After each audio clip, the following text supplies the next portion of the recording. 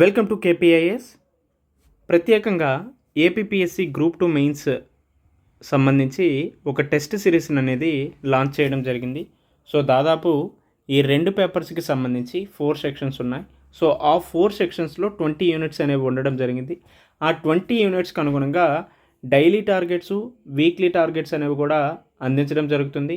వీటితో పాటుగానే ప్రతి యూనిట్ నుంచి దాదాపు 100 ఎంసీక్యూస్ని మీకు అందించడం జరుగుతుంది.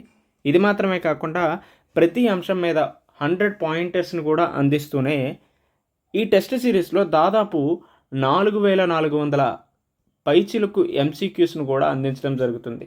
సో ఈ కోర్సు యొక్క ఫీజు, ఈ టెస్ట్ సిరీస్ యొక్క ఫీజు అనేది 5,000 రూపాయలకి అందించడం జరుగుతుంది. సో ప్రత్యేకంగా గ్రామీణ విద్యార్థులను దృష్టిలో పెట్టుకొని, అదేవిధంగా ఇతర విద్యార్థుల రిక్వెస్ట్ మేరకు 2,500 రూపాయలకే అందించడం జరుగుతుంది. సో ఇఫ్ ఇన్ కేస్ ఎవరైనా ఇంట్రెస్ట్ క్యాండిడేట్స్ ఉంటే ఈ నెంబర్కి కాల్ చేసి అడ్మిషన్ తీసుకోండి. Welcome to KPIS. Myself Manikanta. Daily prelims ప్రభాతంలో భాగంగా ఆల్రెడీ మనం ఇండియన్ హిస్టరీకి సంబంధించినటువంటి క్వశ్చన్స్ గురించి డిస్కస్ చేసుకుంటున్నాం. సో ఈరోజు మెయిన్గా మిడేవల్ హిస్టరీకి సంబంధించినటువంటి క్వశ్చన్స్ గురించి డిస్కస్ చేసుకుందాం. సో ఇందులో భాగంగా ఫస్ట్ క్వశ్చన్ చూసుకుంటే ఢిల్లీ సల్తనట్స్ రిలేటెడ్గా క్వశ్చన్ అడిగారు. సో ఆల్రెడీ మనం నిన్న చెప్పినట్టే ఢిల్లీ సల్తనట్స్ క్వశ్చన్స్ ఎలా అడుగుతారు, ఒకటి క్రొనాలజీ బేస్డ్గా అడగడానికి స్కోప్ ఉంటుంది. సో క్రొనాలజీ బేస్డ్గా అంటే మొత్తం ఢిల్లీ సల్తనట్స్లో 5 డైనస్టీస్ ఉన్నాయి కదా. సో ఆ 5 dynasties, for example slave dynasty or Mamluk dynasty, right. అదేవిధంగా తర్వాత వచ్చినటువంటి ఖిల్జీ డైనస్టీ, రైట్. తర్వాత Tughlaq dynasty, Sayyid dynasty, Lodi dynasty. So ఈ విధంగా దీని యొక్క క్రొనాలజీ అడగడానికి స్కోప్ ఉంటుంది. అదేవిధంగా ఫౌండర్ ఎవరు అనే అంశానికి స్కోప్ ఉంటుంది. ఇది మాత్రమే కాకుండా లాస్ట్ రూలర్ ఎవరు అనే దాని గురించి, రైట్. మేజర్గా ఈ డైనస్టీలో ఇంపార్టెంట్ అచీవ్మెంట్స్ ఏంటి అనేది కూడా అడగడానికి స్కోప్ ఉంటుంది. ఫర్ ఎగ్జాంపుల్ ఖిల్జీ డైనస్టీలో అల్లావుద్దీన్ ఖిల్జీ చాలా వరకు మార్కెట్ రిఫార్మ్స్ తీసుకురావడం జరిగింది, రైట్. అదేవిధంగా తుగ్లక్ డైనస్టీలో అయితే మహమ్మద్ బిన్ తుగ్లక్ అటు టోకెన్ కరెన్సీ అవ్వచ్చు, టక్కావీ లోన్స్, సో ఈ విధంగా రిఫార్మ్స్ తీసుకొచ్చారు కదా. సో ఈ విధమైనటువంటి అచీవ్మెంట్స్, రైట్. అది మాత్రమే కాకుండా ఇస్లామిక్ ఆర్కిటెక్చర్కి సంబంధించినటువంటి అంశాల గురించి కూడా అడుగుతారు కాబట్టి ఆ అంశాల గురించి కూడా ఫోకస్ చేస్తూ చదవాలి, రైట్. ఇందులో భాగంగా ఫస్ట్ క్వశ్చన్ చూసుకుంటే Bahlul Lodi founded the Lodi dynasty. So Lodi డైనస్టీని ఎవరు ఫౌండ్ చేయడం జరిగిందంటే బహ్లాల్ లోడి ఫౌండ్ చేయడం జరిగింది, రైట్. అదేవిధంగా ఇది ప్రత్యేకంగా లోడీ డైనస్టీ గురించి అడిగారు. So Bahlul Lodi was the founder of Lodi dynasty and also Sikandar Lodi introduced Gazi Sikandari. So Sikandar Lodi Gazi Sikandari అనే ఒక న్యూ మెజర్మెంట్ యార్డ్ స్టిక్ని ఇంట్రడ్యూస్ చేయడం జరిగింది.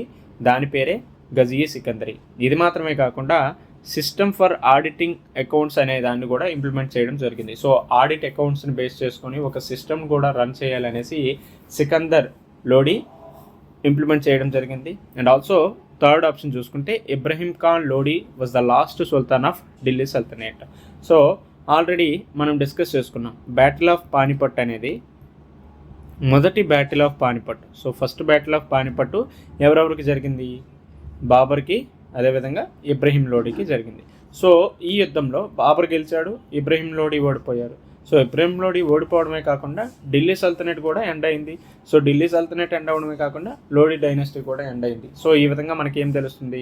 లోడీ డైనాసిటీకి సంబంధించి లాస్ట్ రూలర్ ఎవరు, ఢిల్లీ సల్తనెట్కి సంబంధించి లాస్ట్ సుల్తాన్ ఎవరంటే ఇబ్రహీం లోడి అని తెలుస్తుంది. సో ఈ విధంగా ఆల్ ది అబౌవ్ 3 స్టేట్మెంట్స్ కూడా రైటే. సో దీనికి సంబంధించి ఎక్స్ప్లెనేషన్ ఇచ్చారు, అది కూడా చూద్దాం. Bahlul Lodi was the founder of Lodi dynasty. So that's why it is the statement is correct. And also Bahlul Lodi founded the Lodi dynasty in 1451, established himself as the sultan of Delhi.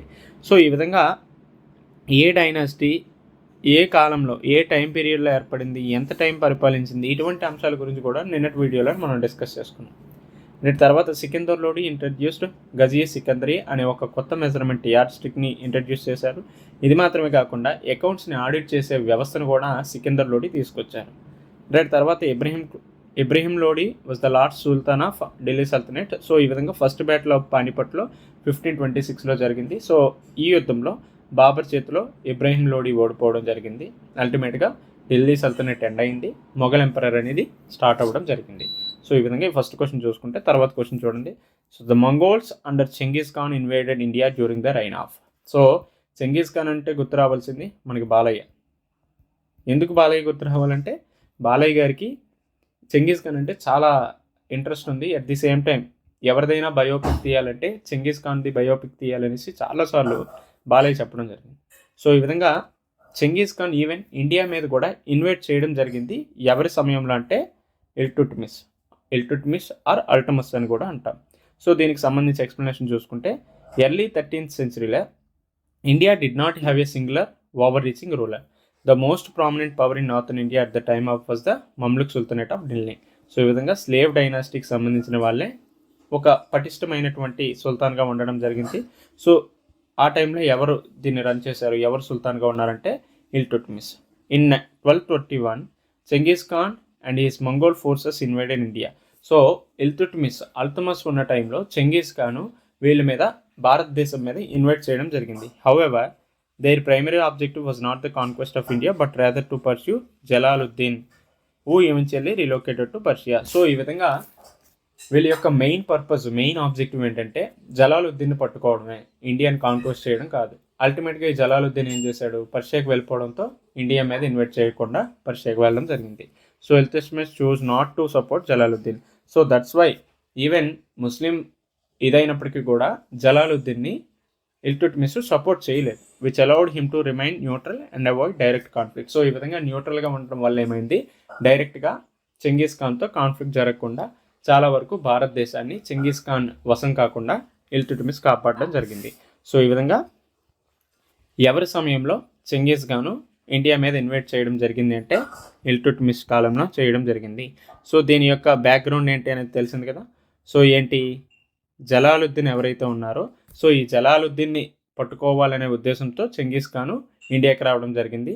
అయితే ఇల్టుట్మిష్ ఈయనకి సపోర్ట్ ఇవ్వకపోవడం, న్యూట్రల్గా ఉండటం వల్ల డైరెక్ట్గా కాన్ఫ్లిక్ట్ అనేది జరగలేదు. At the same time Jalaluddin ఇండియాలో కాకుండా పర్షియాకి కూడా వెళ్ళిపోవడం వల్ల ఇండియాకి ఎటువంటి కూడా ఇబ్బంది కలగలేదు. So consider the following dynasty of the Vijayanagara empire in chronological order.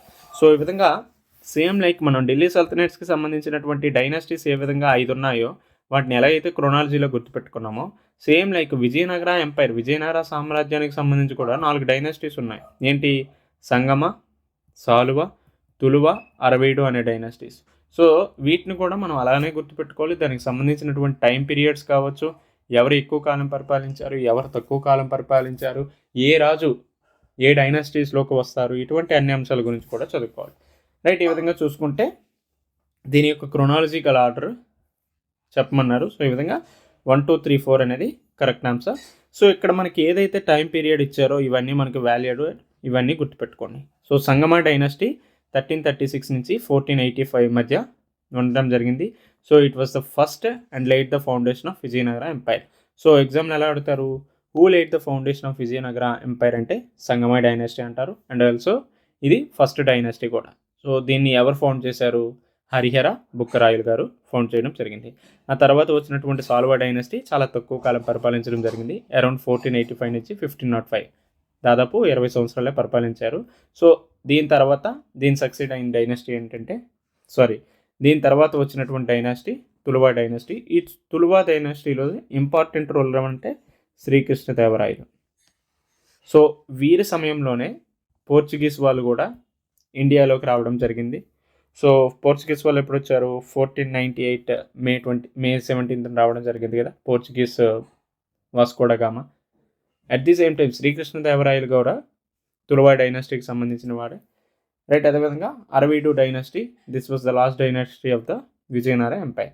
So ఈ విధంగా మనం ఈ అంశాలన్నింటినీ గుర్తుపెట్టుకోవాలి. At the same time Vijayanagara empire అనేది ఎండ్ అవటంలో ఒక మేజర్గా ఒక బ్యాటిల్ జరుగుతుంది.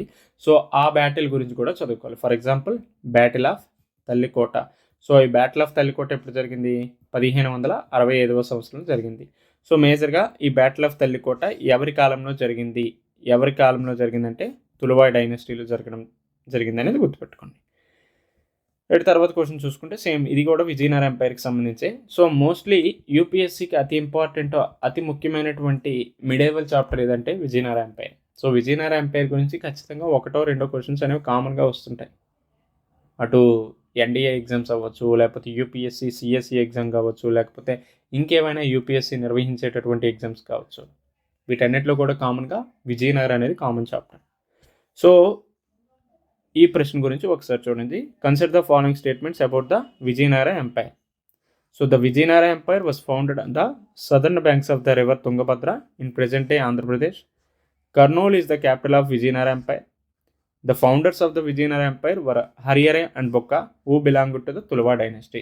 సో ఈ మూడు ఆప్షన్స్లో కూడా కామన్గా మనకు కనిపించేది ఏంటంటే ఫస్ట్ పార్ట్ ఏదైతే ఉందో అది రైట్గాను, సెకండ్ పార్ట్ ఏదైతే ఉందో అది తప్పుగా కనిపిస్తుంది. For example, Vijayanagara empire Tungabhadra నది ప్రవాహక ప్రాంతాల్లోనే ఏర్పాటు చేశారు, కానీ ప్రజెంట్ అది ఎక్కడుంది? కర్ణాటకలో ఉండడం జరిగింది. సో ఇక్కడ ఆంధ్రప్రదేశ్ ఇచ్చారు. సో ఈ విధంగా ఒకటి పోతే తప్పు. అండ్ ఆల్సో విజయనగర ఎంపైర్కి సంబంధించినటువంటి క్యాపిటల్ ఏంటి? Hampi. So not Kurnool. So ఇది కూడా తప్పే. The founders of Vijayanagara empire were Harihara and Bukka అనేది రైటే, కానీ they belong to what dynasty? Which dynasty? They belong to Sangama dynasty. So ఇది కూడా తప్పు అవుతుంది. So answer is none. So దీనికి సంబంధించి ఎక్స్ప్లెనేషన్ చూడండి. The Vijayanagara empire was indeed established along the southern banks of Tungabhadra river in what is known Karnataka, not in Andhra Pradesh. So Vijayanagara empire ఎక్కడ start అయిందంటే కర్ణాటకలో స్టార్ట్ అయింది. తర్వాత వీళ్ళ యొక్క capital city Hampi, and it is also recognized as a UNESCO world heritage site. It is notably its extensive historical remains. Right. అదేవిధంగా the founders of empire Harihara and Bukka were from Sangama dynasty, not Tuluva. So Tuluva డైనాసిటీకి సంబంధించినటువంటి major ఎవరు ఉన్నారంటే శ్రీకృష్ణదేవరాయలు ఉండడం జరిగింది. Right. తర్వాత question చూసుకుంటే, which of the following dynasty was ruling in Vijayanagara empire at the time of battle of Talikota. So ఇందాక చెప్పినట్టే కదా. సో బ్యాటిల్ ఆఫ్ తల్లికోట ఎవరి సమయంలో? సో ఈ బ్యాటిల్ ఆఫ్ తల్లికోటకే ఇంకొక కొన్ని పేర్లు కూడా ఉన్నాయి. సో బ్యాటిల్ ఆఫ్ తల్లికోటకి రాక్షస తంగిడి యుద్ధం కూడా అని పిలవడం జరుగుతుంది. సో బ్యాటిల్ ఆఫ్ రాక్షస తంగిడి, బ్యాటిల్ ఆఫ్ తల్లికోట, ఇవన్నీ కూడా ఒకే నేమ్తో ఉన్నట్టు. సో ఇది మేజర్గా విజయనగర ఎంపైర్, విజయనగర సామ్రాజ్యం ఏదైతే ఉందో దాని పతనానికి కారణమైంది. అయితే వీరి సమయంలో ఏ డైనాసిటీ రూల్ చేస్తుందంటే తులువా డైనాసిటీ. ఇందాక చెప్పినట్టే 1570 వరకు కూడా తులువా డైనాసిటీ రూల్ చేయడం జరిగింది కదా. సో ఈ విధంగా బ్యాటిల్ ఆఫ్ తల్లికోట 1565లోనే జరిగింది. అయితే ఈ బ్యాటిల్ ఆఫ్ తల్లికోటలో ఇంపార్టెంట్ అంశాలు ఏంటో చూసుకుందాం. సో బ్యాటిల్ ఆఫ్ తల్లికోట అనేది ఎప్పుడు జరిగింది? 23rd January 1565. సో ఇక్కడ ఇయర్తో పాటు డేట్ను కూడా గుర్తుపెట్టుకోండి. సో మనకి ఈవెన్ కానిస్టేబుల్ అవ్వచ్చు, ఎస్ఏ ఎగ్జామ్స్ అవ్వచ్చు, గ్రూప్ 3, గ్రూప్ 2, గ్రూప్ 1 ఇలాంటి వాటిలో కూడా ఈ డేట్స్ రిలేటెడ్ అడగడానికి స్కోప్ ఉంది. అంటే మనల్ని ఎలిమినేట్ చేయాలంటే ఇలాంటి క్వశ్చన్స్ అడగడానికి స్కోప్ ఉంటుంది. రైట్. ఈ విధంగా బ్యాటిల్ ఆఫ్ తల్లికోట ఎప్పుడు జరిగిందంటే 23rd January 1565 జరిగింది. And it is a watershed battle fought between the Vijayanagara empire and Deccan sultanates. So battle of Talikota ఎవరెవరికి మధ్య జరిగిందంటే విజయనగర ఎంపైర్, అదేవిధంగా డెక్కల్ సల్తనేట్స్కి సంబంధించి యుద్ధం జరిగింది. రైట్. ఇందులో మేజర్గా తులువా డైనాసిటీస్ నుంచి సదాశివరాయలు పాల్గొనడం జరిగింది. సో ఈయన ఓడిపోయారు. అల్టిమేట్గా విజయనగర ఎంపైర్ పతనం అనేది మొదలైంది.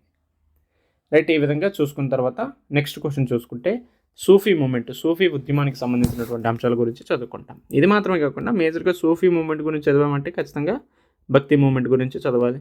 ఇది మాత్రమే కాకుండా ఇస్లాం యొక్క ఇంపాక్ట్ భారతీయ సంస్కృతి మీద, మన ఇండియన్ కల్చర్ మీద ఏ విధంగా పడింది అనే అంశం గురించి కూడా మెయిన్స్ పర్స్పెక్టివ్లో చదువుకోవాలి. రైట్. మేజర్గా ఇక్కడ ఆప్షన్స్ ఇచ్చిన చూస్తే, Sufi philosophy emerged in India between 1200 and 1500 AD. So ఎప్పుడైతే అడ్వెంట్ ఆఫ్ ఇస్లాం ఇదైందో, ఢిల్లీ సల్తనట్స్ ఎప్పుడైతే ఏర్పడిందో అప్పటి నుంచి ముస్లిం ఇది కూడా ఎక్కువైంది. At the same time Sufi ప్రభావం కూడా మన భారతీయ సంస్కృతి మీద కూడా ఎక్కువగా పడింది. So with Sufis being a devoted followers of sharia. Of course they are followers of the sharias, it's right answer. And also Sufis organized into సిల్సిల్లాస్. So ఈ సూఫీలు ఒక ఆర్డర్ను ఫాలో అయ్యేవారు. సో ఈ విధంగా 4 సిల్సిల్లాస్, 4 ఆర్డర్స్ అనేవి ఏర్పడడం జరిగింది. So each led by a mystic in khanqah with students. So ఈ విధంగా గురు, అదేవిధంగా డిసిపుల్, ఈ విధంగా ఉండేవారు. దాదాపు సూఫీ సిల్సిల్లాలు ఎన్ని ఏర్పడ్డాయంటే 4 సూఫీ సిల్సిల్లాలు ఏర్పడ్డాయి. తర్వాత ఆప్షన్ చూసుకుంటే, the Sufi system emphasized the pir murid relationship with pirs appointing successor. So ఈ విధంగా పీర్లు ఎవరైతే ఉంటారో వాళ్ళు సక్సెసర్స్ని అపాయింట్ చేయడం జరుగుతుంది. అండ్ ఆల్సో ఫోర్త్ చూసుకుంటే, Sufi orders divided into bashara, they are followers of the sharia, and beshara, they are not followers of sharia, they are also not bound by sharia, with beshara more common among wandering saints. So ఈ విధంగా బాషారా, అదేవిధంగా బేషారా అనే 2 orders అనేవి divide అయ్యాయి. బాషారా వాళ్ళు ఏంటంటే మెయిన్‌గా షరియని ఎక్కువగా ఫాలో అయ్యేవారు. Beshara they are not bound by sharia.